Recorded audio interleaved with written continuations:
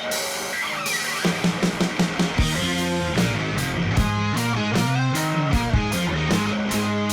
everyone, welcome to Commander Cookout on YouTube, Top 5 in 5. This time, the top 5 traps people fall into when they're updating their casual decks. Ooh, good one. Yeah, if you want to update some of your casual decks, you go to FusionGamingOnline.com. At checkout, you use CCO Spring promo code. It'll save you 5% on all the stuff you're going to buy anyways. Very excellent. Big thanks goes out, like on all of our top 5 videos, to our biggest Patreon supporters over at patreon.com/CCO Podcast. Become part of the nation. Get your name in the credits to this video.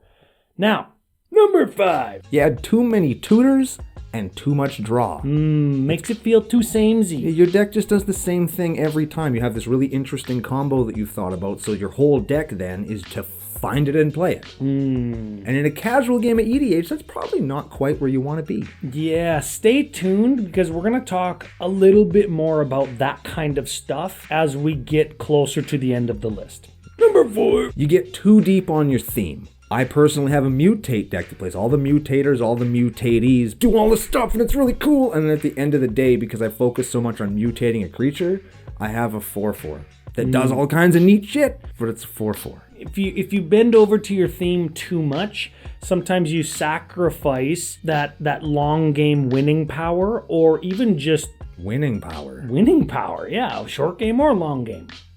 Number 3. People sacrificing more casual win conditions for more interaction. People always think interaction makes your deck more powerful, and it's true. But when you start cutting like your creatures that you beat in with, or some of the more casual fun stuff that you're doing to just like take a game down and just replace it with counters and removal, your deck is going to be less fun to play against, and it's going to be less, well, good because it doesn't win.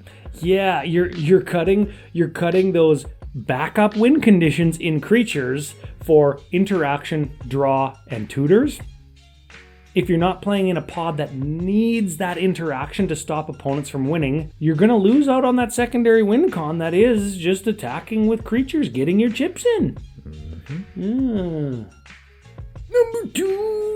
Number 2 on our list, the never-ending upgrades that some people put into their decks. There's always new cards, there's always new things, there's always a new, better, best version of every single card that you play, and as you go through and one at a time, your deck starts morphing into the best version of that card. All of a sudden, you're just pub stomping people, and you don't understand why, because you're thinking, this is my weakest deck, but you're playing all the best cards. Yeah, if you are playing best in slot versions of all the mana rocks, all the interaction, and all the card draws, it doesn't matter that you have a 3-card jank 40-cent win condition or combo, because the rest of the deck around it is so good. The best version of whatever color combination or strategy that you're trying to play.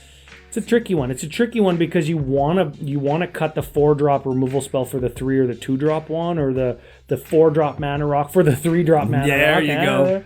Right? But in doing so, you're making your deck more powerful all the time. And for decks that stick around for 2 to 3, 4, 10 years, some decks, since the start of the format, some decks, over time they just get better and better and better. And this is when I would say it's okay to say this deck is complete. This deck is done. I don't need to upgrade anything because the deck plays at a power level that I think is satisfactory for the way I like to play and for the meta that I play in. There you go. There it is. Look at that. Life lesson on CCO Podcast. Stamp. Okay. And the number 1 trap that deck builders fall into when constructing, upgrading, tuning their casual deck. They run into an inability to pull the trigger. And what I mean by that is your deck has been upgraded painstakingly to be just so good and so mint and so pristine. But now it's a damn near CDH deck, but you want so desperately to still play it in those casual metas. So you're playing your deck like shit because you're afraid to win on turn 3 because your deck's too good. And now you think you'll never get to play it again. I got 2 solutions. Hit them with them. And these are a little bit hard to swallow, but these are them. Play your deck less often and only in powerful games, metas, or pods. Solution number 2. Downgrade your deck. Make it less powerful. hard to swallow, but it's kind of the truth. Okay, those are our top 5 in 5 traps, mistakes, pitfalls that particularly newer players fall into when updating their casual decks. If you want to hear more about what we think, check out CCO Podcast. If you're upgrading, don't forget FusionGamingOnline.com, your source for all your upgrading gaming needs. CCO Spring at checkout. And if you'd like to become part of CCO Nation, you can do so over on patreon.com/CCO Podcast. You can check out all our biggest supporters and our Totally Medium editor right now.